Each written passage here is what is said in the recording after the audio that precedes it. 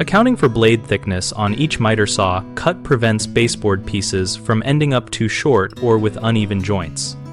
When cutting baseboard for precise miter joints, measure from the finished miter edge and not from the saw fence, because the blade removes material equal to its kerf and shifts the true cut location. Use a consistent method.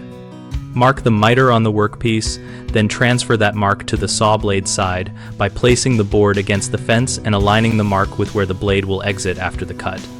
If your saw has a laser, confirm the laser aligns with the blade tooth path, then adjust your setup if it does not, because lasers often indicate centerline, not tooth edge. Always subtract the blade kerf from your layout when measuring adjoining pieces so the assembled length equals the intended run rather than losing material to the cut. For repeat cuts, clamp a stop block set to the adjusted measurement to eliminate cumulative error and label pieces as you go to maintain orientation. Finally, do a dry test cut on scrap or the back of the board and test fit the joint before cutting final pieces.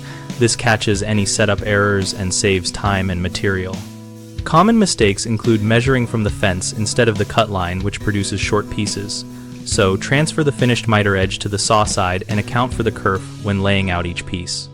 Another error is trusting the saw laser without verification, because lasers can be offset from the cutting tooth, so always make a test cut and visually confirm the blade path relative to the laser.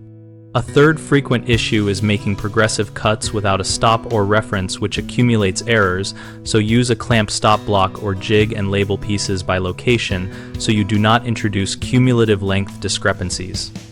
We run bighomeprojects.com to connect homeowners with local contractors and to help contractors find new work that matches their skills. Our site also hosts a discussion community where we share tips like blade kerf handling and practical tricks for achieving tight baseboard miter joints.